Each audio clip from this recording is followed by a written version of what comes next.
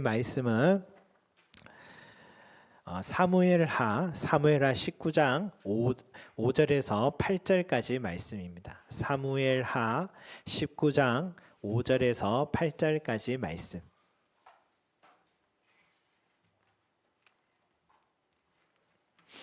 사무엘하 19장 5절에서 8절 말씀 우리 한 목소리로 함께 올려드리도록 하겠습니다. 시작.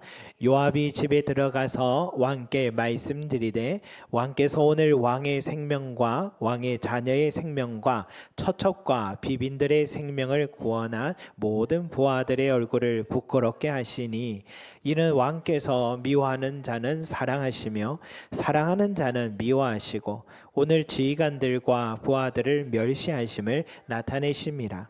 오늘 내가 깨달으니 만일 압살롬이 살고 오늘 우리가 다 죽었다면 왕이 마땅히 여기실 뻔하였나이다. 이제 곧 일어나 나가 왕의 부하들의 마음을 위하여 말씀하옵소서.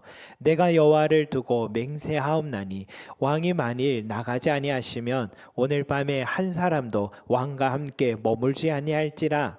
그리하면 그 화가 왕의 젊었을 때부터 지금까지 당하신 모든 화보다 더욱 심하리이다 하니 왕이 일어나 성문에 앉음에 어떤 사람이 모든 백성에게 말하되 왕이 문에 앉아 계신다 하니 모든 백성이 왕 앞으로 나아오니라. 아멘.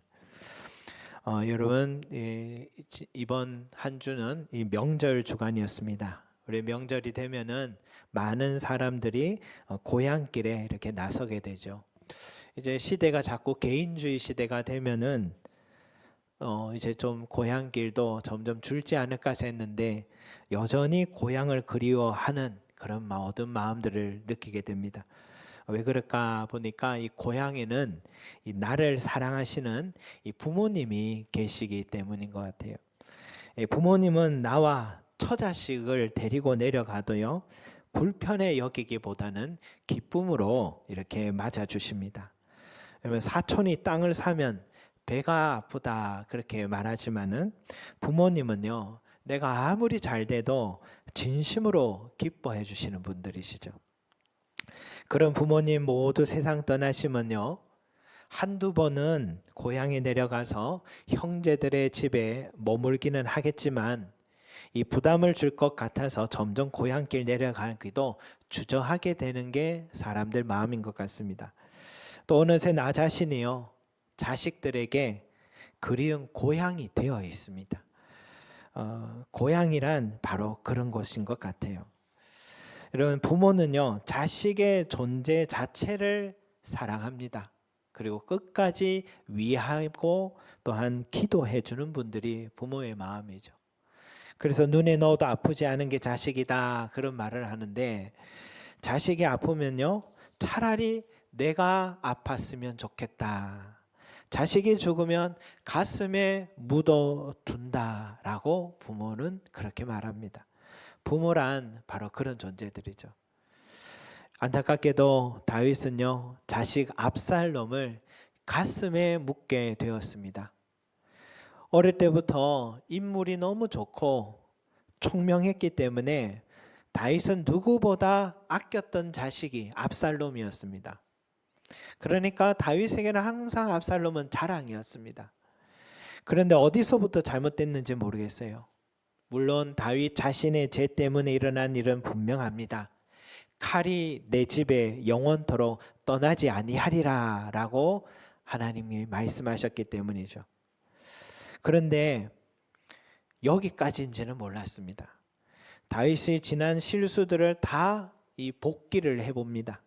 그때 내가 우리아의 아내를 탐하지 않았더라면, 그때 내가 암논에게 딸 다말을 보내지 않았더라면, 그때 내가 압살롬을 좀 더 살갑게 대해줬더라면, 차라리 내가 죽었더라면. 하지만 이런 생각들은 무의미합니다. 과거는 돌이킬 수도 없고 죽은 압살롬은 살릴 수 없기 때문이죠. 세상 말로 이건 운명의 장난 같아요. 어떻게 내게 이런 시련이 찾아올까? 아버지와 아들이 권력 다툼하고 적이 되어 싸웠다 이야기는 남의 이야기인 줄 알았는데 그게 내게 일어날 줄은 상상도 못한 거죠. 그렇게 다윗은요, 자기가 살면 자식이 죽어야 되고 내가 죽으면 자식이 살아야 되는 이 기가 막힌 운명에 갇혀버린 것이 다윗의 상황이었습니다. 결국 아버지 다윗이 자식 압살롬을 이겼습니다. 다윗이 살고 압살롬이 죽었습니다. 여러분, 전쟁에 이기면 잃어버린 왕자를 다시 탈환하게 되면 정말 기뻐야 되는데 오히려 더 큰 고통과 슬픔이 다윗에게 밀려오고 있어요. 그래서 다윗은 가슴이 너무 아파서 위층으로 올라가서 눈물을 흘리기 시작합니다. 그는 이렇게 통곡합니다. 내 아들 압살롬아, 내 아들 압살롬아, 차라리 내가 너를 대신하여 죽었다면 압살롬 내 아들아 라고 가슴을 치면서 통곡을 하고 있었던 것입니다. 여러분, 성경을 읽다 보면 먹먹한 장면들이 몇 곳이 있는데 이 압살롬의 죽음을 슬퍼하고 통곡하는 이 순간이 또 그 중에 한 곳인 것 같아요. 여러 가지 생각이 들어요. 아무리 자식이어도 그렇지 자식이 아버지께 칼을 겨눴는데 어느 누가 가만히 있겠는가? 내가 죽으면 나 하나로 끝나는 게 아니라 나를 따르는 많은 사람도 같이 죽게 되는데 이건 어쩔 수 없는 선택 아닐까?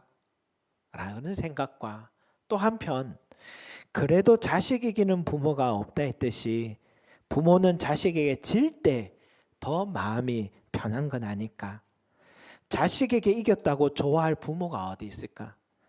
나와 싸워서 자식이 죽었다면 모든 부모는 차라리 내가 죽었어야 하는데 하면서 후회하지 않을까? 오히려 다윗의 이 통곡과 이 마음이 이해가 돼, 충분히 이해가 돼 라는 생각이 또 듭니다. 여러분, 이렇게 양립할 수 없는 생각이 오늘 이 장면에는 함께 머물러 있는 거예요. 여러분, 우리는 이런 상황을 모순이다라고 말합니다. 내 목에 칼을 겨눈 원수가 곧 내 사랑하는 자식이다라는 건 모순입니다. 자식이 싸움을 걸어와서 어쩔 수 없이 싸웠는데 이겼고 기쁨과 안도감보다는 슬픔과 고통이 찾아온 이 순간은 모순입니다. 다윗은 이러지도 저러지도 못하는 모순적 상황에 갇혀 있었던 거죠. 우리도 살아가면서요, 모순적인 상황을 우리가 마주할 때가 있지 않습니까? 우리가 잘 아는 이야기 중에 한 어머니에게 두 아들이 있는데 한 아들은 양산을 팔고 다른 아들은 우산을 팔았다 하잖아요. 맑은 날에는 양산 파는 아들이 잘 돼서 기쁜데 또 한켠에는 우산 파는 아들이 걱정이 되고 또 비 오는 날에 우산 파는 아들이 잘 돼 기쁜데 또 한켠에는 양산 파는 아들이 걱정이 된다는 우화를 우리는 알고 있죠. 여러분, 이런 이야기는 바로 우리 현실을 또 반영합니다. 잘 사는 자식의 효도를 받을 때면 너무 기쁘면서도요, 부모의 마음 한켠에는 어렵게 사는 자식이 생각나서 마음이 무겁습니다. 노부부가 일평생 함께 일해서 이제 나이가 들면은 여행을 많이 다니자면서 꿈을 갖고 열심히 달렸는데 막상 그날이 되니까 사랑하는 아내에게 큰 병이 찾아와서 누리지도 못하고 속상해하는 남편의 눈물을 보았습니다. 여러분, 우리 삶에는요, 다윗처럼 기쁜 일 속에도 슬픔도 함께 있고 형통함 속에도 고난이 함께하는 모순적인 삶을 경험하게 됩니다. 삶이 수학 공식처럼 정확하게 맞아떨어지면 얼마나 좋겠습니까? 하지만 하나를 풀고 나면 다른 하나가 엉켜 있는 게 현실입니다. 다윗이 이런 모순적 상황 속에서 주저하고 있을 때에 하나님은 누군가를 그에게 보내어서 그를 모순적 상황에서 벗어나게 합니다. 바로 요압이라는 사람이었어요. 성경에서 요압 장군은요, 긍정적이고 부정적인 참 복합적인 인물로 묘사가 되어 있습니다. 그는 다윗의 바램을 누구보다 잘 알면서도 자기 손으로 압살롬을 죽였던 사람이에요. 그렇다고 이 사람이 압살롬에게 개인적 감정이 있거나 미워한 건 아닙니다. 누구보다도 압살롬을 위했던 사람이 요압이에요. 형을 죽이고 망명을 떠났을 때에 다윗과의 관계가 멀어졌을 때 제일 먼저 요압이 나서서 이 압살롬을 데리고 와서 아버지와 화해시키려고 했던 사람이 이 요압이었던 것이죠. 그러나 지금은 좀 상황이 달라요. 부자지간의 개인적 감정 때문에 왕위가 흔들리고 나라 질서를 망치게 될 수는 없는 거죠. 그의 판단은 틀린 게 아니었습니다. 압살롬은 명백한 반역자고 압살롬이 죽어야지 나라가 살기 때문입니다. 아들의 죽음을 슬퍼하고 울고 두문불철하고 있는 다윗에게 요압이 찾아가서 오늘 말씀 5절에서 7절까지 보니까 이렇게 이야기를 합니다. 왜 왕과 왕의 처자식들의 생명을 구원한 모든 부하들의 얼굴을 부끄럽게 하시는 것입니까? 만일 압살롬이 살고 오늘 우리가 다 죽었다면 오히려 왕이 더 마땅히 여기실 뻔하였습니다.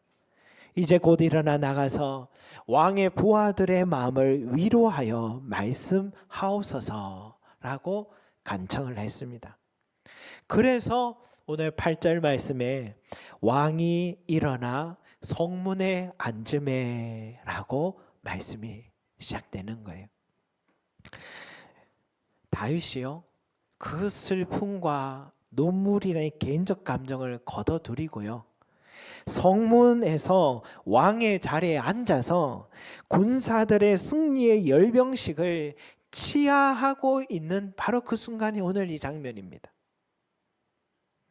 그러나 우리는 이 장면을 보기 전에 우리는 다윗이 감내해야 됐던 이 심적인 고통을 우리가 주목해야 됩니다. 반란군 주동자였지만 다윗은 그의 아버지였고 반란군을 제압했지만 분명한 사실은 아들을 잃었다는 사실입니다. 자식 이기고 기쁜 아버지는 세상에 없습니다. 그럼에도 한 백성의 아버지가 되었기 때문에 슬픔을 참고 자기 자식을 죽인 병사들에게 승리의 열병식을 치하하면서 어쩔 수 없는 상황을 받아들인다는 것이 얼마나 힘든 것인지를 우리가 한번 깊이 생각해 볼 필요가 있습니다.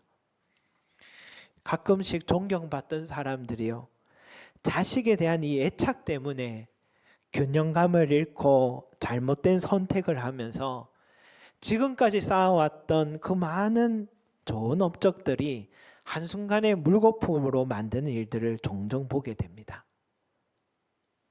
잘잘못을 떠나서 자식을 위하는 마음은요, 모든 부모에게 본능이고 그 본능을 극복한다는 것은 상당한 자기와의 싸움이 없으면 어려운 일인 거죠. 그럼에도 다윗은요, 오늘 그 본능과 싸우면서 다시 일어났습니다.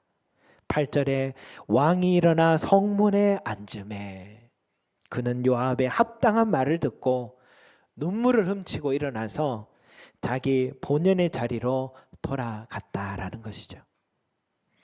여러분, 우리도 다윗과 같은 경험 있지 않습니까?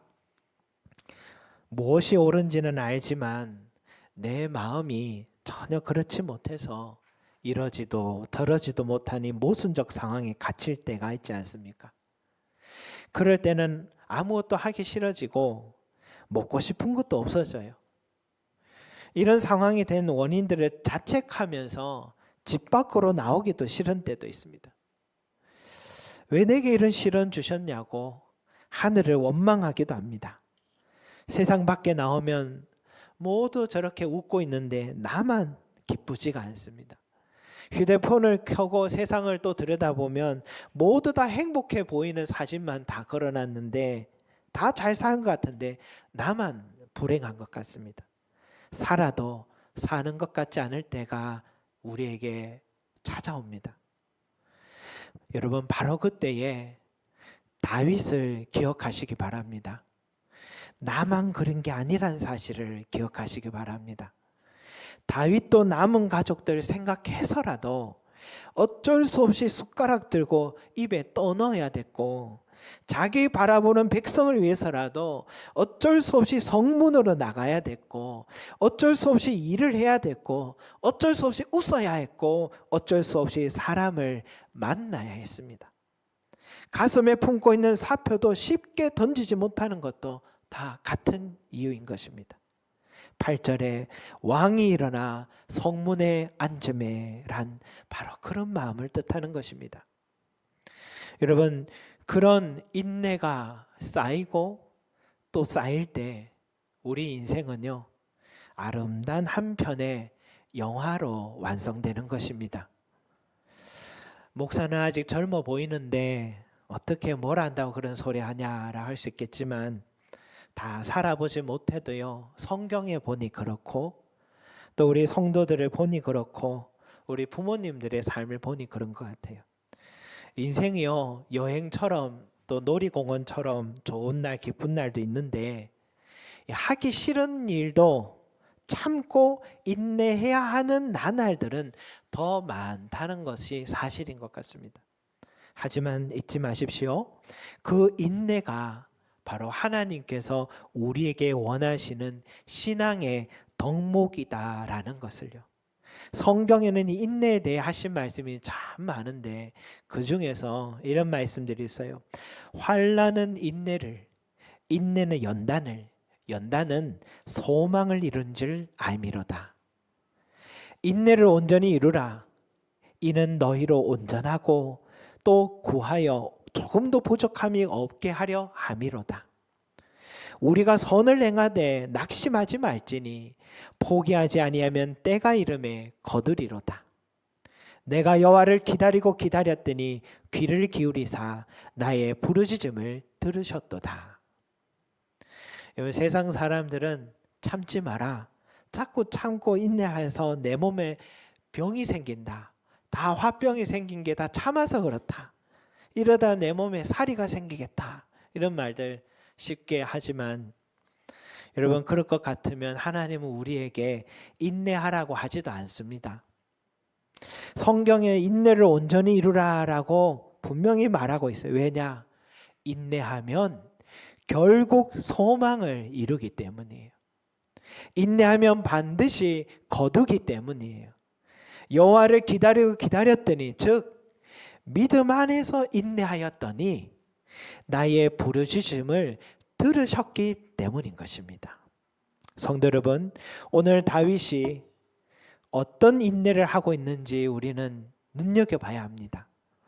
지금 비록 말할 수 없는 고통, 시련이 나를 엄습하고 있고 모두 다 웃고 있는데 나만 실패한 것 같아 보여도 다윗은 일어나 자기 자리에 앉았어요. 왕의 임무를 다시 시작했어요. 모양만 달랐지 다윗에게 이런 인내해야 될 상황들이 한두 번이 아니었습니다. 자기 죄 때문이든지 정금처럼 빚을 연단 때문이든지 다윗은 항상 인내하면서 걸어가야 했습니다. 그리고 그 인내와 인내들이 쌓였어요.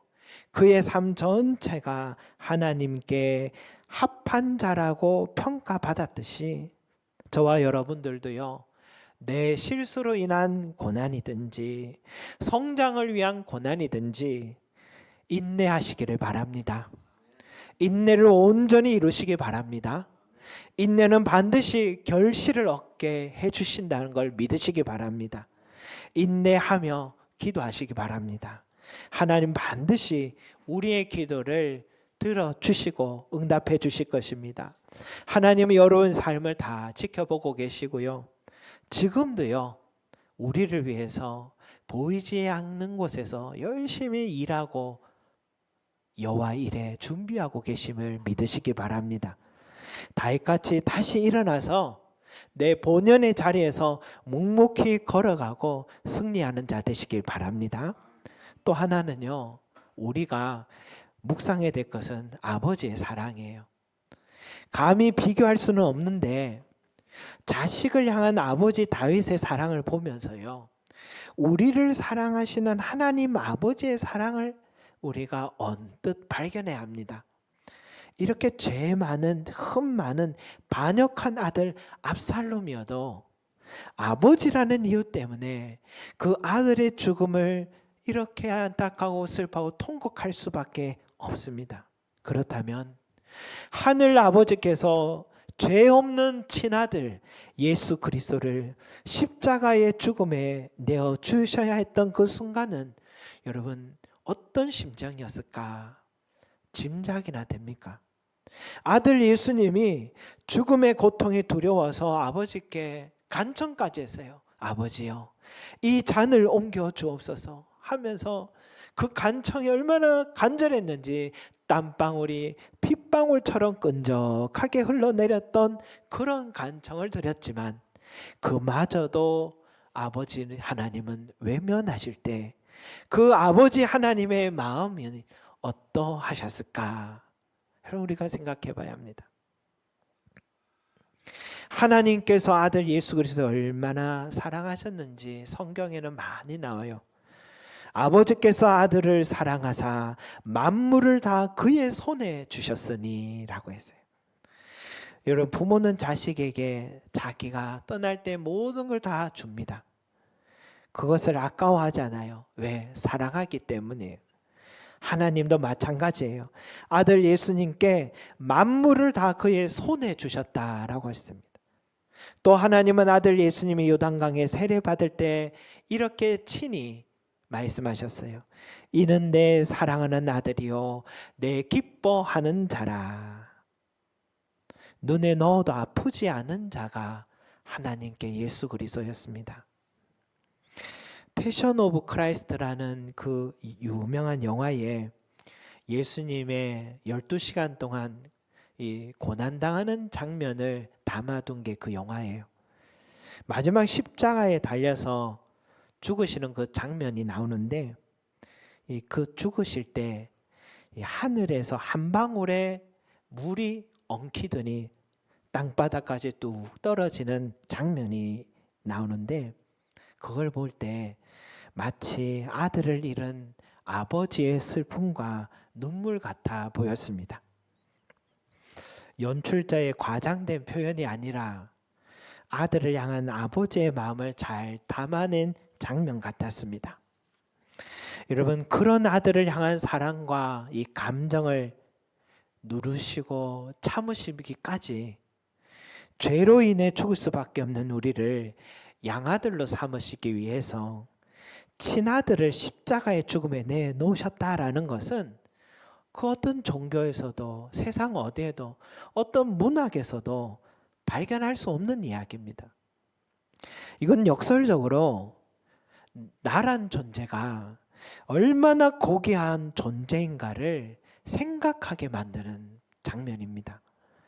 하나님 아버지가 친자식을 살리고자 하는 본능적 의지와 감정을 누르시면서까지 우리를 사랑하셨다라는 것을 묵상하면 할수록 우리 자신이 내가 상상할 수 있는 그 이상의 가치를 가진 자들임을 우리는 깨닫게 될 것입니다. 이번에 우리 교회가 생각지 못한 채 다시 바꿔지는 과정을 보면서 하나님께서요, 이 땅에 또 이 교회를 얼마나 귀하게 여기시고 이곳에 부르신 성도 한 사람 한 사람을 얼마나 사랑하시고 계시나 하는 걸 보게 돼요. 하나님 의지가 아니면요, 이 교회는 벌써 문을 닫았을 것입니다. 그런데도 지금도 주일뿐만 아니라 주중에 저녁마다 예배가 드려지고 성경 공부할 수 있게 하시고 언제든지 기도할 수 있는 처소로 세워가고 계세요. 그 일을 위해서 또 사역자 가정을 지켜주시고 일꾼들과 돕는 손길을 붙여주시는 이 모든 것은, 그리고 이번에 또 다시 교회를 재정비하게 하시는 것은 이것이 하나님께서 우리를 깊이 사랑하신다는 메시지처럼 들렸습니다. 이 교회를 통해서 우리에게 구원받는 믿음도 주셨고 또 이곳을 통해서 성숙한 그리스도인으로 자랄 수 있는 장을 마련해 주셨고 이곳을 통해 인생의 공고한 시간마다 부르짖고 기도할 때 은혜 내려주시는 경험도 허락하여 주셨습니다. 저와 여러분들이 바로 그런 존재들입니다. 하나님께서 나를 위해서 자기 친아들을 내어주실 만큼 내가 사랑받는 존재입니다. 하나님은 고아와 같이 버려두지 않는다고 약속한 자가 바로 나 자신입니다. 참새 2마리가 한 아사련에 팔리는 것도 땅에 떨어지는 것도 하나님의 허락 없이는 안 된다고 말씀하셨듯이 우리의 머리털까지 다 세실 만큼 지켜보시고 사랑하시는 존재가 바로 나 자신입니다. 그래서 주님은 말씀하셨어요. 두려워하지 말라. 너희는 많은 참새보다 귀하니라 말씀하셨습니다. 그러니 그 하나님을 바라보면서요. 내 삶에 이해되지 않는 모순적 순간과 힘들고 어려운 순간을 마주해도요. 주저하거나 웅크려 있거나 포기하지 말고 그 자리를 박차고 다시 일어나서 다윗과 같이 일어나 성문에 앉으시길 바랍니다. 내가 서 있어야 할 자리, 내가 앉아야 할 자리, 내게 주어진 길을 계속해서 걸어가시길 바랍니다. 하나님은 그 믿음과 인내를 지켜보고 계실 뿐만이 아니라 지금도 내 등 뒤에서 도와주고 계시고 반드시 열매를 거두게 하심을 믿으시길 바랍니다. 그것이 오늘 우리를 향한 하나님의 뜻임을 믿으시고 여러분 일어나 걸어가는 저와 여러분 되시기를 소망합니다. 기도드리겠습니다. 사랑과 은혜가 풍성하신 아버지 하나님, 사랑하는 아들을 잃고 나니 세상을 얻어도 아무 소용이 없었습니다. 기쁘지도 않고 먹어도 소화가 되지 않고 누워도 잠이 오지 않고 하염없이 눈물만 났던 이 다윗의 순간과 심정을 우리가 다시 한번 헤아릴 때 주여 우리의 삶도 돌아봅니다. 인생을 걸어갈 때 뜻하지 않은 일들, 모순적인 일들이 내 삶에 갑자기 찾아왔을 때 나는 기뻐해야 될 때 눈물이 났고 형통할 때에 마음이 짓눌려 있을 때가 많이 있었습니다. 주여 그러한 상황 가운데서도 다윗은 요압을 통해서 하나님의 합당한 말을 듣고 다시 일어나서 자기의 왕자의 자리에 앉아서 내게 주어진 길을 걸어간 것처럼 오늘 우리 모든 성도들과 저에게도 주여 내 상황이 어렵다 할지라도 모순적인 일들이 많이 일어나고 이해할 수 없는 일이 있다 할지라도 다시 일어나서 내게 주어진 길을 주여 내가 앉아야 할지 서야 할 자리를 서서 전진하는 우리들이 되게 도와주시옵소서. 하나님의 사랑이 이와 같음을 또한 깨닫기를 원합니다.